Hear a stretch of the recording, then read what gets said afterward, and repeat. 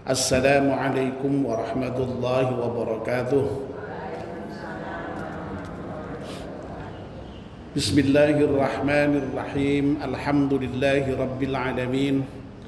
Wassalatu wassalamu ala ashrafil mursalin Sayyidina wa maulana Muhammadin wa ala alihi wa sahbihi ajma'in, amma ba'd.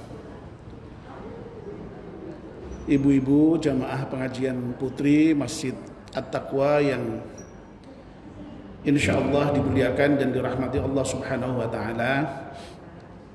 Alhamdulillah, kita panjatkan syukur pada Allah Subhanahu wa taala yang pada sore hari ini atas limpahan rahmat dan nikmatnya kita semua bisa hadir di masjid untuk melaksanakan aktivitas rutin mingguan kita, yakni pengajian putri Masjid At-Taqwa setiap Jumat sore.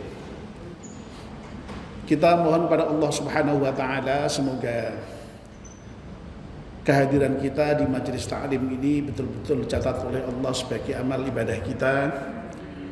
Mudah-mudahan bisa meningkatkan kualitas ilmu kita, dan insya Allah mudah-mudahan kualitas iman dan amal kita juga meningkat. Amin ya rabbal alamin. Mari kita mulai kajian kita dengan berdoa bersama-sama. Bismillahirrahmanirrahim. Asyhadu an la ilaha illallah wa asyhadu anna Muhammadar Rasulullah. Raditu billahi rabba wa bil islami dina wa bi Muhammadin nabiyyan wa rasulah. Rabbi zidni ilman nafi'a warzuqni fahman wa hukma wa alhiqni bis salihin. Amin. Ibu-ibu yang saya hormati,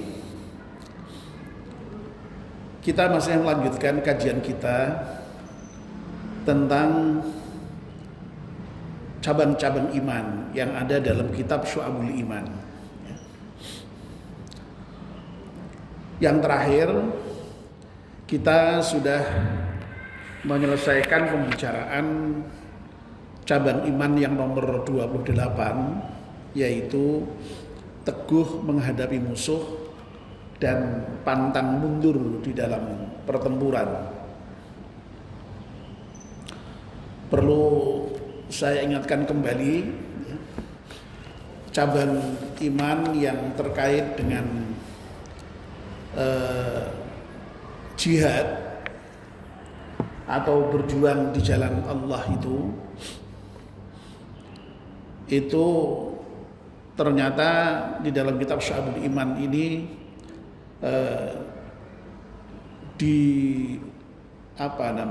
dirinci begitu ya, sampai ada meliputi 4 cabang ya. Jadi yang pertama itu cabang iman yang nomor 26 ya, itu sifatnya masih umum, yakni berjuang di jalan Allah ya. Jihad di jalan Allah itu merupakan cabang dari iman. Nah, jihad itu pengertiannya sangat luas ya. Tidak semata-mata perang ya. Jadi perang itu sesungguhnya hanya merupakan salah satu bagian dari jihad ya. Nah, jihad sendiri yang meliputi seluruh aktivitas dalam rangka untuk agar supaya agama Allah itu tegak ya, itu jihad itu ya. Termasuk ibu-ibu ngaji seperti ini bagian dari jihad ya, jihad dalam menegakkan agama Allah. Bayangkan kalau nggak ada pengajian seperti ini ya bisa jadi agama Allah itu kemudian tidak tersebar kepada masyarakat kan ya. Nah, lalu yang berikutnya nomor 27 itu karena berjihad itu cabang iman yang kalau tidak ada jihad iman menjadi tidak sempurna, ya. Maka siap siaga di dalam berjuang itu juga merupakan cabang iman juga, ya. Jadi karena berjihad itu merupakan kewajiban bagi orang yang beriman, maka ya orang yang beriman itu ya harus bersiap siaga, ya, untuk berjihad. Nah, lagi-lagi jihad di sini pengertiannya umum, tidak hanya dalam artian berperang, ya. Berjuang, pokoknya berjuang di jalan Allah, ya. Lalu yang berikutnya nomor 28 kemarin yang belum lama kita bahas itu, yaitu cabang nomor iman yang ke-28 itu pantang mundur di dalam pertempuran, ya. Artinya apa? Kalau pada suatu saat, ya, umat Islam itu kok memang sudah dituntut harus berperang, ya, dan itu ada syarat-syaratnya, ya. Kalau dalam konteks zaman Nabi dulu memang ada izin dari Allah langsung dan dipimpin Nabi, ya. Kalau sekarang itu perang itu tidak boleh sembarangan, ya. Ya, jadi memang ada syarat-syarat itu harus dipenuhi. Dan kalau dalam konteks sekarang perang itu ya negara, ya. Kalau antar kampung itu bukan perang, itu apa namanya, tawuran gitu, ya, beda, ya. Konotasinya negara, ya. Nah, sekali lagi, kalau memang sudah harus berperang dan sudah masuk di medan pertempuran, itu tidak boleh mundur itu, ya. Ya. Jadi harus teguh menghadapi musuh. Dan memang menghadapi musuh itu pilihannya ada dua, ya, membunuh atau terbunuh, ya, begitu. Tapi umat Islam kalau memang sudah, kok memang pada saat harus sudah masuk medan perang, itu ajaran Islam mengajarkan haram untuk mundur dari medan perang, ya. Nah, kemarin hikmahnya sudah banyak kita bahas, ya. Di antara yang terpenting itu ya supaya tidak mengacaukan pasukan. Coba bayangkan kalau dalam satu pasukan sudah berperang, kok sebagian orang mundur, ya, melarikan diri, ya, bisa kocar-kacir dengan pasukannya, ya. Meruntuhkan moral pasukan, ya. Dan itu jelas menunjukkan tidak adanya keteguhan, tidak adanya kesabaran di dalam menghadapi peperangan itu, ya. Nah, sekarang yang sedang akan kita bahas ini terkait dengan rampasan perang, ya. Jadi ibu-ibu yang saya hormati, dulu itu, ya, ketika zaman Nabi, ketika peperangan itu, ya, itu, ya, kalau menang biasanya dapat rampasan perang pasti, ya, kan banyak itu katakanlah perbekalan perang, ya, yang kemudian ditinggalkan oleh pasukan yang lari itu, ya. Nah itu namanya rampasan perang, ya. Dalam bahasa Arabnya ghanimah, ya. Nah, kalau ada rampasan perang yang dihasilkan dari peperangan itu harus dibagi secara adil kepada orang-orang yang berhak, ya. Ya. Dan nanti akan kita bahas, ya, terkait dengan bagaimana membagikan rampasan perang ini kepada yang berhak ini, ya, sampai pada insya Allah nanti, ya, apa yang bisa kita ambil pelajaran dari ajaran tentang membagi rampasan perang dengan adil itu, ya, dalam kehidupan kita sehari-hari.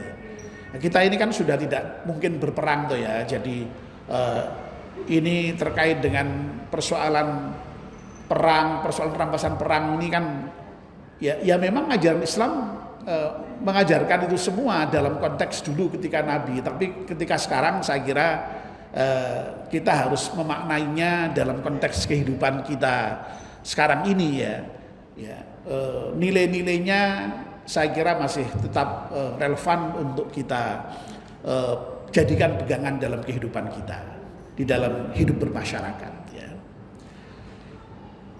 Baik, sebagaimana biasa ya, kita akan memulai pembahasan cabang iman yang nomor 29 ini, yakni membagikan harta rampasan perang kepada yang berhak ini dengan menyampaikan dasar-dasarnya. Dasarnya apa toh ya? Kok membagi rampasan perang itu kok sampai menjadi cabang iman itu? Kalau sampai misalnya tidak melakukan kok lalu kemudian imannya menjadi tidak sempurna itu. Nah, seperti yang ada di dalam buku yang ibu-ibu fotokopi itu ya.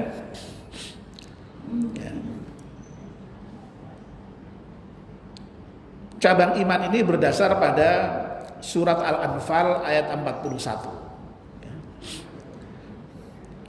yang bunyinya secara lengkap, a'udzubillahi minasyaitonirrajim, bismillahirrahmanirrahim. Wa'lamu annama ghanimtum min syai'in fa anna lillahi khumsahu walirrasuli walidil qurba wal yatama wal masakin wa ibnis sabili in kuntum amantum billahi wa ma anzalna 'ala 'abdina yaumal furqani yaumal taqal jama'an wallahu 'ala kulli syai'in qadir.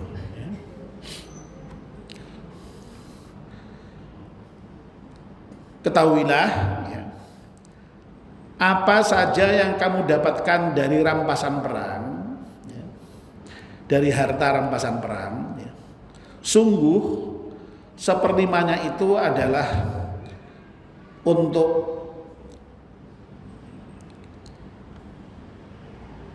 Allah ya,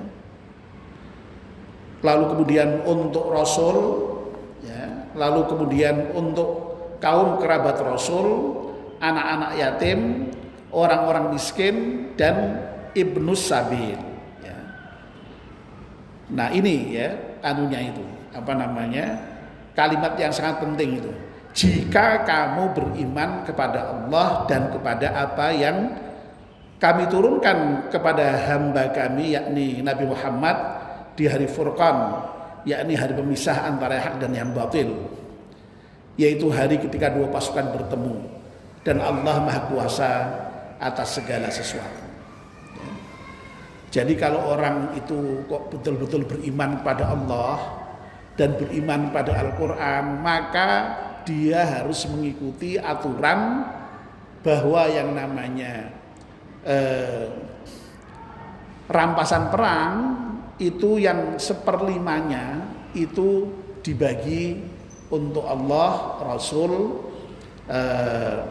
lalu kemudian kaum kerabat Nabi, lalu anak yatim, orang miskin, dan ibnu sabil.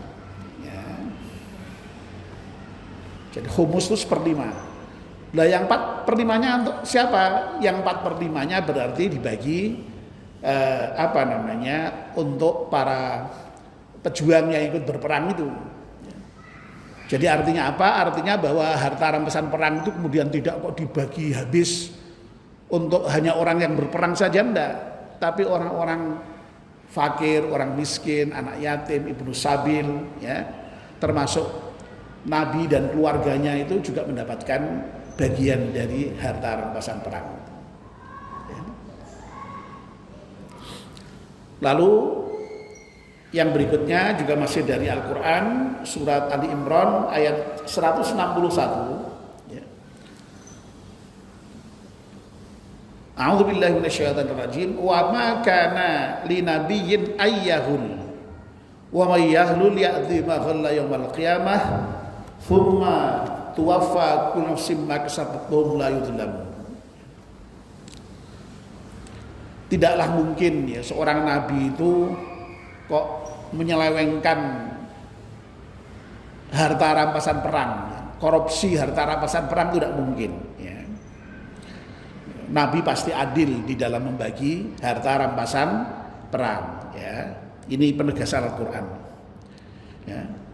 Dan ini kemudian Allah memberikan ancaman kepada orang yang sampai menyelewengkan harta rampasan perang itu. Ya. Barang siapa yang menyelewengkan harta rampasan perang, maka di hari kiamat nanti dia akan datang membawa harta rampasannya itu, harta yang dikorupsi tadi itu, yang diselewengkan tadi itu, ya. Kemudian masing-masing orang diberi balasan yang setimpal, sedangkan mereka tidak dianiaya. Jadi memang ada sih cerita-cerita yang kemudian sampai dengan kita ya terdokumentasi itu pernah ya ada yang ketika perang itu menyembunyikan harta rampasan perang ya.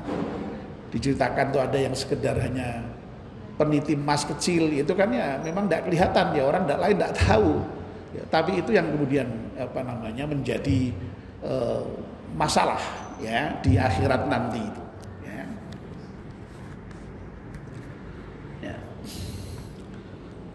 Lalu masih ada lagi yang tidak disebutkan di dalam buku yang ibu-ibu pegang itu, yaitu dalam surat Al-Hasyr ayat 7 ya.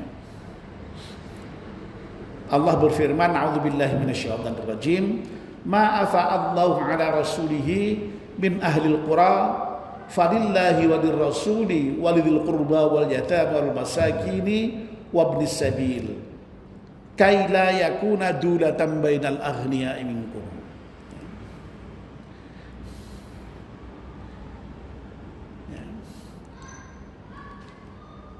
Jadi ayat ini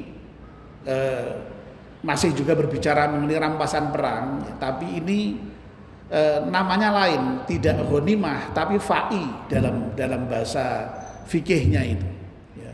Fa'i itu berbeda dengan ghanimah. Kalau ghanimah itu rampasan perang yang didapat dengan cara memang betul-betul berperang. Ya. Artinya pasukan yang menjadi musuh itu kalah, lalu kemudian barang-barang yang menjadi perbendaharaannya ditinggal, itu kemudian yang menjadi rampasan perang yang disebut dengan ghanimah. Nah kalau fa'i itu enggak, fa'i itu rampasan perang tapi tidak dengan jalan betul-betul terjun di peperangan. Jadi ada memang pasukan yang belum sempat perang sudah meninggalkan barang-barangnya, itu juga dianggap sebagai rampasan perang ya, namanya fa'i. Nah kalau fa'i ini semuanya untuk 5 ini ya. Jadi untuk Allah, Rasul, kerabat Nabi, dan harta, dan untuk anak yatim, anak miskin dan orang miskin dan ibnu sabil ya.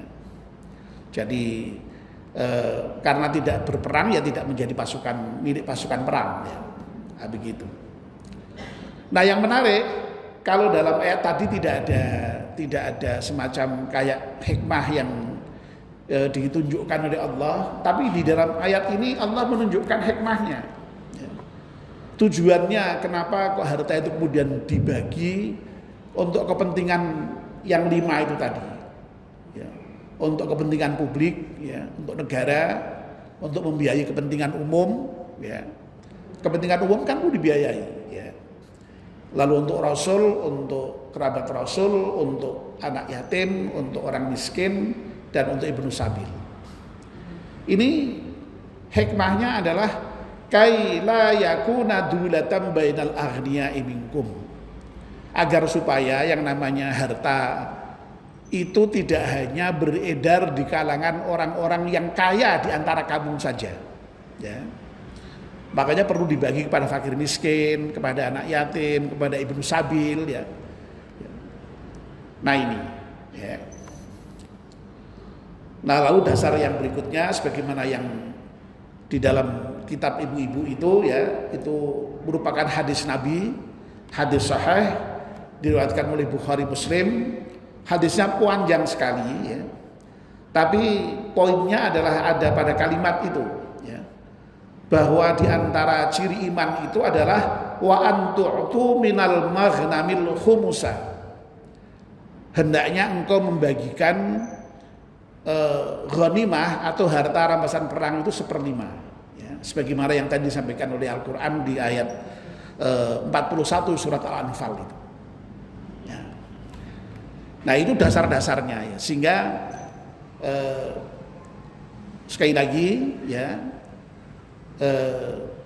bahwa membagikan harta rampasan perang kepada yang betul-betul berhak, dan yang berhak itu tadi sudah dirinci oleh Allah sedemikian rupa dengan cukup terperinci tadi itu, ya, itu merupakan cabang dari iman, ya.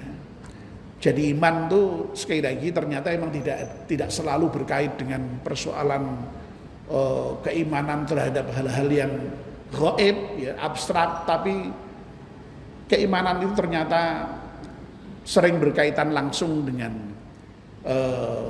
problem-problem kehidupan real, ya, dan khusus yang terkait dengan pembagian harta rampasan ini malah justru sangat luar biasa nanti implikasinya dalam hal keadilan sosial, dalam hal bagaimana kita ini umat Islam, ya, itu betul-betul ya jangan sampai ada yang sangat-sangat kaya lalu kemudian ada yang sangat-sangat miskin, itu jangan sampai. Kalau bisa ada keadilan sosial, ya. Jadi kalau negara kita dasarnya yang nomor 5 itu keadilan sosial bagi seluruh rakyat Indonesia, lo itu yang namanya Nabi itu mengajarkan keadilan sosial itu sudah sejak dulu, ya. Bagaimana yang namanya ekonomi itu jangan hanya berpusat pada orang-orang yang kaya saja, itu Nabi sudah mengajarkan sejak dulu. Hendaknya ada pemerataan, ya. Yang kaya jangan sampai terlalu kaya, yang miskin juga jangan terlalu miskin, ya. Sehingga yang miskin kemudian terangkat menjadi orang yang cukup mampu untuk berdaya di dalam kehidupannya, ya. Itu intinya itu, ya. Nah, ibu-ibu yang dimuliakan Allah Subhanahu wa taala, sebagaimana yang tadi sudah kita baca dari Al-Quran maupun dari hadis, ya, bahwa terkait dengan pembagian harta rampasan perang itu ternyata Allah memberikan ketentuan yang boleh dikatakan sangat rinci, ya, sangat rinci, ya, untuk siapa-siapanya itu rinci sekali, dan bagiannya seberapa juga rinci, ya. Nah inilah apa namanya rahasianya Al-Quran atau rahasianya aturan Allah itu, ya. Allah itu dalam kaitannya dengan hal-hal yang besar-besar, yang penting-penting, ya. Ya. Sholat kira-kira penting enggak sholat itu? Sholat penting enggak, Bu? Penting. Lu sholat itu yang sangat penting begitu. Itu dalam Al-Quran tidak ada itu. Aturan yang rinci tidak ada itu, ya. Dalam Al-Quran tentang sholat itu perintahnya hanya apa? Dirikan sholat. Kalau sholat yang khusyuk, gitu-gitu aja paling, ya.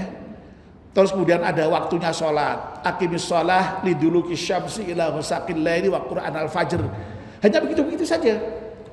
Tapi mengenai bagaimana caranya sholat, ya, itu tidak dirinci dalam Al-Quran itu. Tidak dirinci. Ya. Nah dari mana kita tahu tentang sholat itu? Dari Nabi kita Muhammad Sallallahu Alaihi Wasallam, ya. Nabi bersabda, "Shollu kama ra'aitumuni usolli." Sholatlah kamu sebagaimana engkau melihat aku sholat. Jadi sholat kita itu meniru caranya sholat kanjeng Nabi, ya. Lah itu kan susah sekali bagaimana Nabi sholat berdasarkan pandangan para sahabat itu. Nah itulah kemudian para imam fikih itu kemudian merumuskan aturan-aturan dalam sholat itu.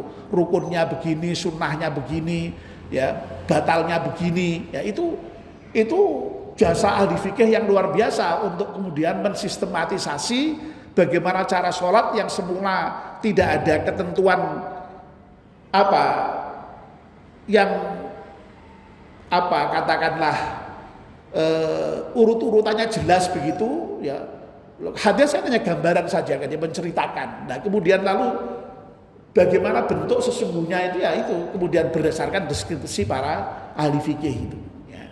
Sehingga kemudian kita lalu ketika sholat ya mengikuti madhab-madhab tertentu itu, ya begitu, ya. Nah berbeda dengan persoalan yang menyangkut harta, ya. Persoalan kalau menyangkut harta itu rawan konflik, ya. Rawan persoalan, rawan rebutan, rawan tukaran, rawan ya. Jadi Allah rupanya tahu betul itu sifat manusia itu. Kalau terkait dengan harta itu kemungkinan besar itu akan menimbulkan banyak masalah. Nah, kalau terkait dengan yang seperti itu aturan Al-Qur'an itu sangat rinci, ya. Terutama tentang waris. Mungkin tidak ada aturan dalam Al-Qur'an yang serinci aturan tentang waris, ya. Itu karena apa?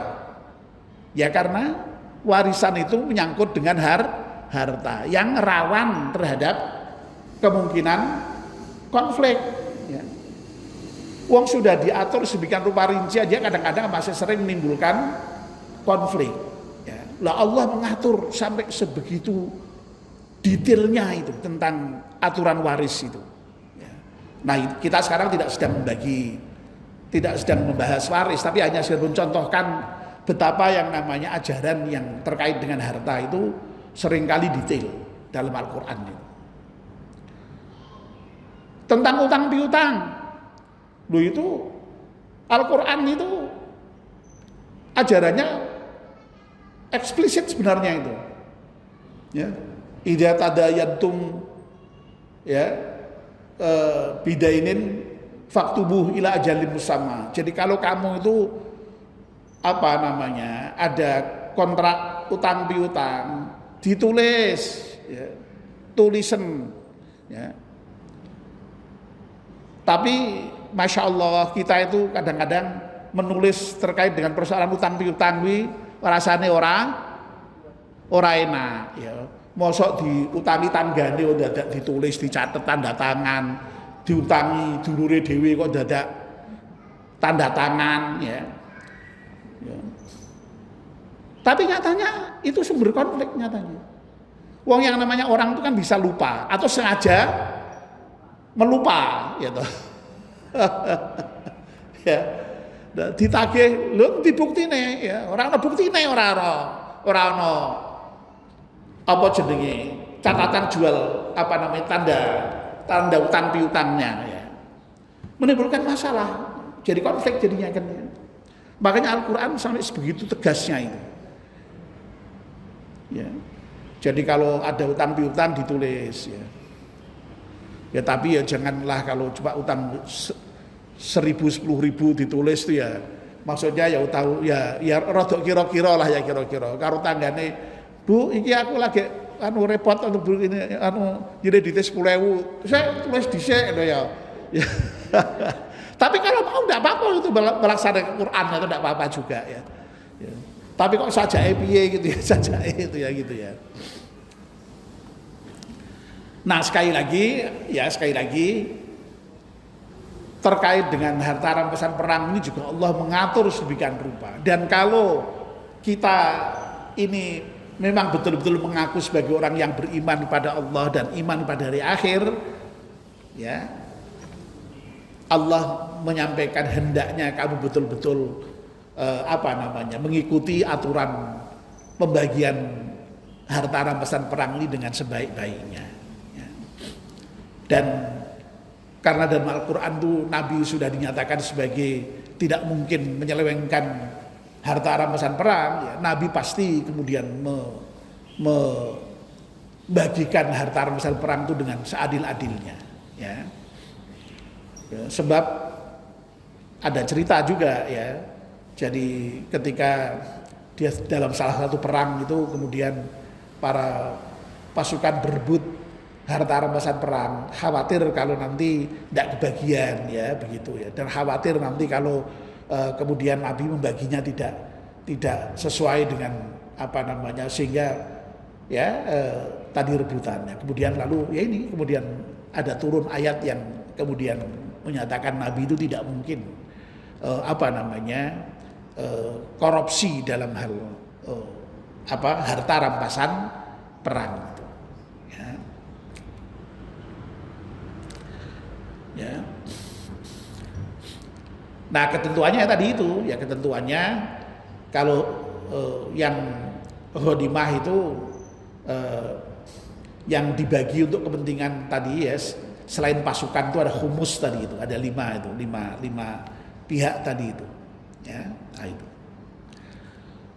Nah, memang karena Nabi itu dulu membagi langsung, ya kadang-kadang memang ada kebijakan ya yang diberikan oleh Nabi, ya. Ya. Pernah suatu ketika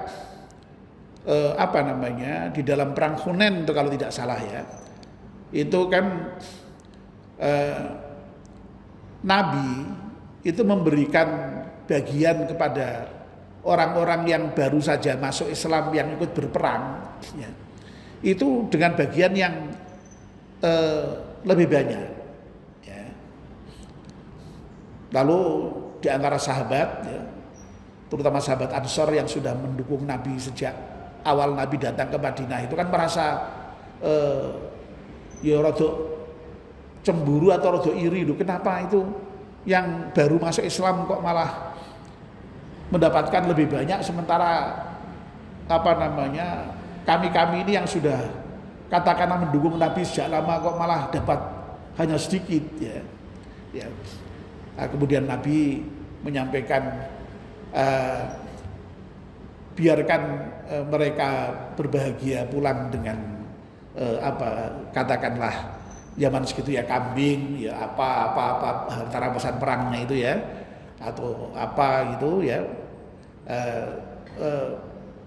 Sementara kalian kan pulang bersama dengan nabimu, ya. Sehingga sahabat kemudian ya bisa menerima dan ternyata lebih bahagia, ternyata ada hal yang memang disengaja oleh Nabi untuk memberikan semacam itulah yang disebut dengan mu'allafah qulubuhum, itu yang sedang dialap hatinya itu, ya. Jadi supaya dia lebih serius di dalam berislam dan membela Islam itu, ya. Kalau sahabat Ansor cara gampangane mbok dikai sithik insyaallah wong keyakinannya sudah mantap, imannya sudah mantap, kira-kira wis ora bakal ndak bakal maidu atau tidak bakal berusulo atau tidak bakal tidak terima tadi itu, ya. Jadi memang ya ada kebijakan Nabi. Dan memang dalam prakteknya kemudian ketika katakanlah sistem kenegaraan itu sudah menjadi lebih mapan, ya pasti ada administrasi khusus lah terkait dengan bagaimana penggajian para pejuang dan segala macam itu, ya. Nah, sehingga memang mungkin lalu mengalami ya fikih klasik seperti ini kayaknya ya sudah memang ya tadi saya katakan ya mungkin sudah tidak dipraktekkan dalam kehidupan sehari-hari, tapi ini sekali lagi dulu pernah dipraktekkan Nabi sekali lagi secara adil di dalam bagaimana membagi harta rampasan perang, ya. Nah, ibu-ibu yang dimuliakan Allah SWT, nah yang menarik itu justru tadi itu, ya, hikmah mengapa kok yang namanya harta rampasan perang itu tidak hanya dibagi untuk para pejuang gitu, ya. Kalau logikanya itu kan ya wong sing perang itu sing berjuang ya kudune ya dipek kabeh sing berjuang, kan begitu kira-kira, ya, logika awamnya gitu ya. Kenapa kok fakir miskin, yatim, ibnu sabil, seorang melu apa-apa kok yo untuk bagian gitu ya. Ya, nah ternyata Masya Allah ya, jadi Allah kemudian memberikan hikmahnya kaila yakuna dulatan bainal aghniya'i minkum, agar supaya yang namanya harta itu tidak hanya kemudian beredar dimiliki oleh orang-orang yang kaya di antara kamu. Ya bayangkan kalau misalnya orang fakir miskin tidak mendapatkan itu semua, lu kan tetap miskin, tetap yatim, tetap tidak bisa berbuat apa-apa. Nah dengan adanya pembagian dari harta rampasan perang itu, kemudian terangkatlah nasib orang miskin, nasib para yatim, nasib ibnu sabil ya. Nah sehingga lalu kemudian kepentingan umum juga terpenuhi karena tidak dibagi semua untuk para pejuangnya ya. Nah, sehingga ya tadi itu yang saya katakan kemudian ternyata apa namanya ajaran pembagian harta rampasan perang itu sangat kental dengan sistem keadilan sosial tadi itu ya. Jadi hendaknya masyarakat itu jangan sampai kemudian yang kaya semakin kaya, yang miskin semakin miskin ya. Ya. Sehingga ya memang apa namanya ya tadi itu dengan cara seperti itu ya, dengan cara seperti itu ya. Nah sebenarnya pemerintah kita dengan dasar keadilan sosial itu ya, dan dalam undang-undang itu juga ada pasal menyatakan orang miskin dan orang apa itu ya terlantar ditanggung oleh negara itu ya. Ya, tapi ya nyatanya ya masih banyak orang yang ya mungkin sistemnya yang belum betul-betul sampai menjangkau ya bagaimana kemudian mengentaskan orang-orang miskin itu betul-betul sampai pada level bisa terangkat tidak menjadi miskin lagi itu ya. Dan Masya Allah ya kemiskinan di tempat kita ini masih sangat tinggi ya. Termasuk di Jawa Tengah ini ya kalau kelihatannya aja sih ya kayaknya ya baik-baik saja, ternyata angka kemiskinannya tinggi itu ya, terutama di desa-desa itu ya, di kabupaten-kabupaten tertentu tinggi sekali ya. Bahkan kalau tidak salah itu di Jawa Tengah itu angka kemiskinannya itu nomor 3 seluruh Indonesia ya dibandingkan dengan provinsi-provinsi lain itu ya. Ya, sehingga memang sebenarnya problem kemiskinan itu masih sangat luar biasa ya sampai dengan sekarang ini ya. Nah Islam itu sebenarnya sejak dulu sudah memikirkan gitu, bagaimana mengangkat nasib orang miskin itu ya. Ya. Dan Masya Allah kalau kita melihat Nabi itu kepeduliannya terhadap orang miskin supaya terangkat itu luar biasa ya. Ada hadis misalnya yang menyatakan Nabi itu sangat mencintai orang-orang miskin dan dekat dengan orang-orang miskin ya, itu kan luar biasa itu ya. Ya. Kalau ingin mencari Nabi jangan dicari di tempat-tempat yang mewah-mewah, justru carilah di tempat-tempat orang-orang miskin itu akan ketemu nanti ya, itu menunjukkan betapa Nabi sangat dekat dengan orang-orang miskin itu ya. Nah tadi yang saya sampaikan di awal ceramah tadi ya, bahwa ya kita ini kan kalau kita sekarang nih ya, apalagi ibu-ibu ini kan jauh lah dari urusan perang gitu ya, yes, termasuk terkait dengan persoalan harta rampasan perang ini juga sudah tidak mungkin mengalami langsung begitu ya. Ya, tapi saya kira kita tetap masih bisa memanfaatkan pelajaran yang diajarkan di dalam pembagian perang itu ya, yang intinya itu adalah bahwa harta itu ya yang diberikan oleh Allah itu ya dengan cara apapun, termasuk dengan cara rampasan perang, dengan fa'i, ghanimah fa'i ya, maupun harta yang juga kita hasilkan itu ya itu memang apa namanya ya tidak kok kemudian untuk diri kita sendiri, itu enggak ya. Secara umum Allah sudah jelas menyatakan wa fi amwalihim hakum ma'lum lisaili wal mahrum Ya. Dan di dalam harta orang-orang yang kaya itu terdapat hak yang tertentu. Untuk siapa? Lis-sa'ili wal mahrum. Ya. Ya. Untuk orang yang minta-minta dan orang yang meskipun tidak minta-minta tapi dia sebenarnya fakir, miskin, butuh ditolong, cuma dia menjaga diri tidak minta-minta. Ya. Saya sudah beberapa kali menyampaikan persoalan ini ya di hadapan ibu-ibu, tapi tidak ada salahnya saya ulang kembali supaya kita menjadi lebih paham tentang ajaran Islam itu. Betapa indahnya ajaran Islam itu. Ya. Jadi sekali lagi kalau tadi oke lah selesai ya tentang harta perang tadi niat seperti itu udah ya itu ya. Nah sekarang kita dari sisi yang lain ya, sebenarnya harta apa saja itu ya, kalau orang punya harta itu ada hak orang lain ya, yang itu sudah ditentukan Allah, yaitu untuk orang yang minta-minta dan orang yang tadi al-mahrum tadi ya. Sehingga bapak dan kok bapak-bapak lah ya Allah, ini pengajian ibu-ibu ya. Sehingga kalau ada orang meminta itu ya, kalau ada orang yang meminta-minta itu, ya kalau kita punya beri saja. Ya. Kalau yang punya beri, ya. Kalau ada yang minta-minta. Dan Nabi itu memang masya Allah ya tidak pernah ada orang meminta-minta kok kemudian pulang dengan tangan kosong, itu tidak pernah. Itu Nabi. Ya. Jadi kalau orang meminta itu berarti butuh, ya sudah beri aja kalau punya. Nah kalau tidak mau memberi ya sampaikan dengan cara yang baik ya. Qaulun ma'ruf wa maghfiratun min shadaqatin yad'uha adza.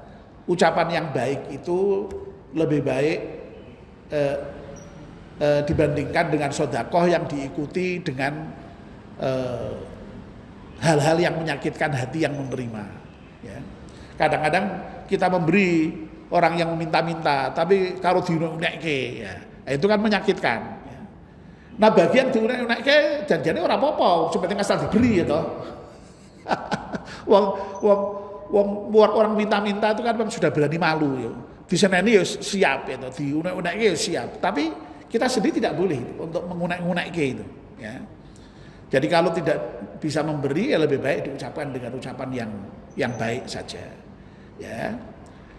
Nah, tapi jangan kemudian difahami lalu Islam itu mengajarkan orang supaya minta-minta. Nah itu loh yang harus dipahami dia. Ya. Islam juga mengajarkan kalau bisa jangan meminta-minta, karena meminta-minta itu memang perbuatan yang tidak baik. Tapi kalau ada orang minta beri, itu kan hebat sekali ajaran Islam itu. Ya, jadi tolong ibu diperhatikan ya, yang namanya perintah ya dan larangan itu tidak kemudian berlaku untuk semuanya, enggak. Masing-masing perintah, masing-masing larangan itu ada sasaran tembaknya sendiri-sendiri. Nah ini harus kita pahami, jangan sampai keliru. Ya. Jangan sampai keliru. Misalnya begini ya. Larangan meminta-minta itu untuk siapa? Ya. Larangan meminta-minta itu untuk siapa?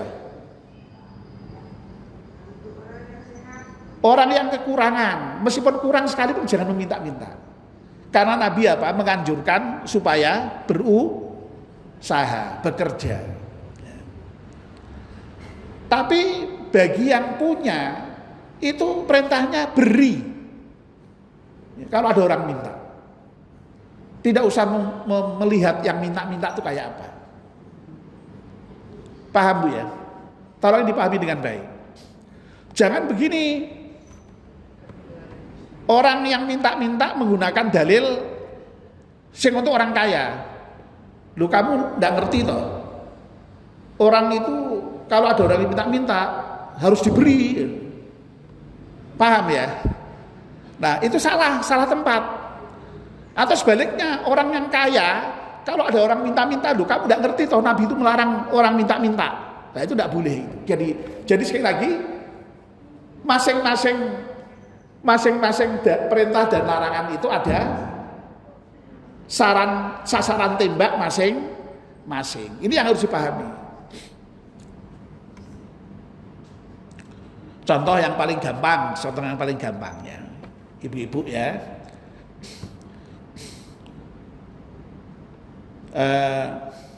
Ajaran tentang bertamu. Ya.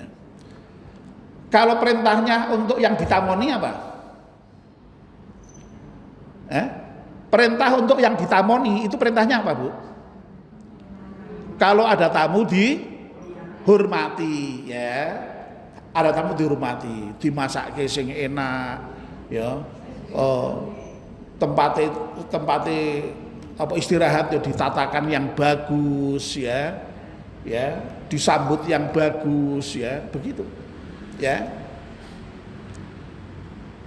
Tapi kalau perintah untuk yang bertamu apa? Orang perintah yang bertamu itu ya harus terima apa sing diberikan yang ditamoni. Maka ada ungkapan adzaif kal mayyit. Tamu iki padha karo wong mati. Dikon turu ning nggon ndi wae ya kudu trima. Dikeki mangan apa wae ya kudu trima, ya. Adzaif kal mayyit. Lah itu betul, ya. Jangan malah dibalik. Kowe dadi tamu rasa macem-macem, ya. Misalnya gitu, baru ada orang tamu sudah kowe dadi tamu rasa macem-macem, ya, ora usah nuntut jaluk kopi, ora usah nuntut jaluk apa manganan sing enak, turu sing enak, ya. Ya. Atau sebaliknya, sing dadi tamu ngancam, kowe ngerti ra kowe? Nek ana tamu kudu dihormati lho ya. Keliru itu, ya. Paham ya maksud saya, Bu, ya? Paham ya? Jadi dalil itu jangan sampai salah penempatan, ya itu. Satu lagi biar paham ibu-ibu, ya. Kalau misalnya kita punya hutang, ya, itu perintahnya untuk orang yang berhutang apa? Halo, segera dibayar kalau sudah memang punya, ya. Ya. Tapi kalau perintahnya orang yang ngutangi, perintah kepada orang yang ngutangi, ya, apa, Bu? Ya, ya.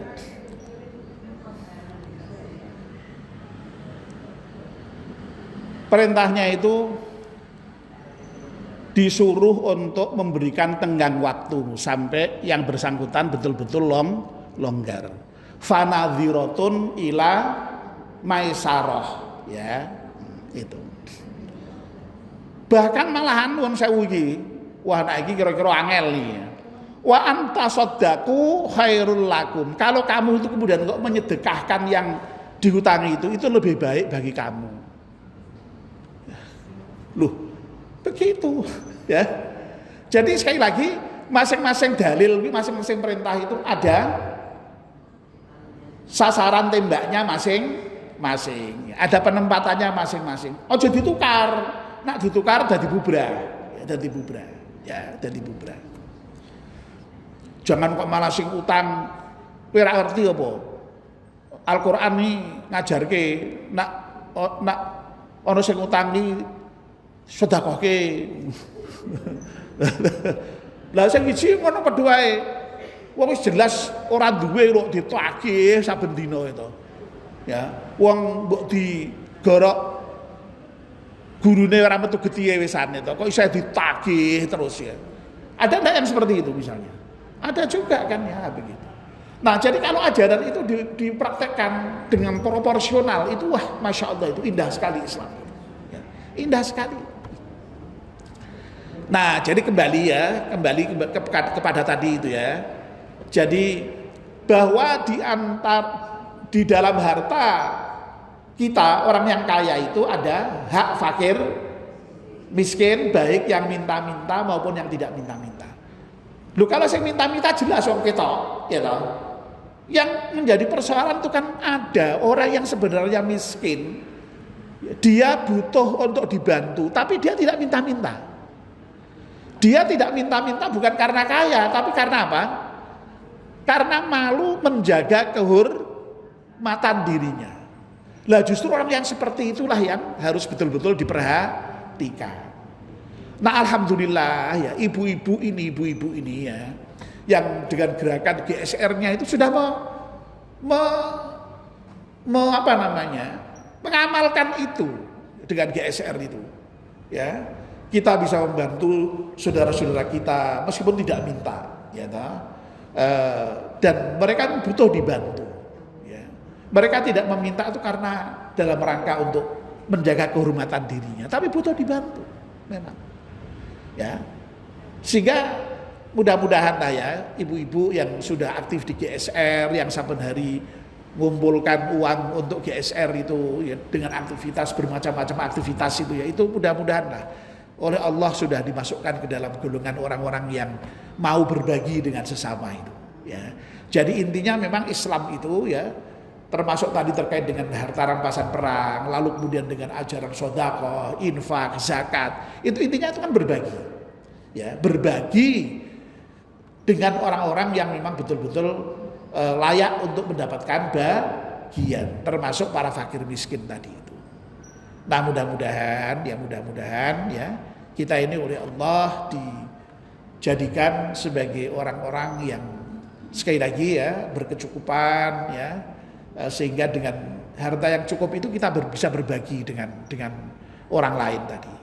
Tapi sekali lagi saya sudah berkali-kali mengatakan untuk bisa berbagi itu tidak harus dengan harta.